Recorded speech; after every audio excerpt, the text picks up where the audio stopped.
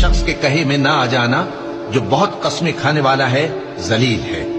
شرارت سے اشارے کرنے والا، لگائی بجھائی کرنے والا، مال دینے میں بڑا بخیل، حد سے بڑھا ہوا بدکار، سخت خو اور اس کے علاوہ بدذات ہے،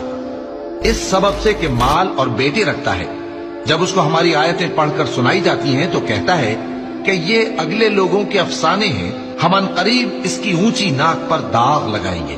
ہم نے ان لوگوں کی اسی طرح آزمائش کی ہے جس طرح باغ والوں کی آزمائش کی تھی، جب انہوں نے قسمیں کھا کھا کر کہا کہ صبح ہوتے ہوتے ہم اس کا میوہ توڑ لیں گے، اور انشاءاللہ نہ کہا،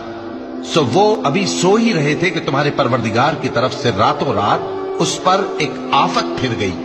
تو وہ ایسا ہو گیا جیسے کٹی ہوئی کھیتی۔ پھر جب صبح ہوئی تو وہ لوگ ایک دوسرے کو پکارنے لگے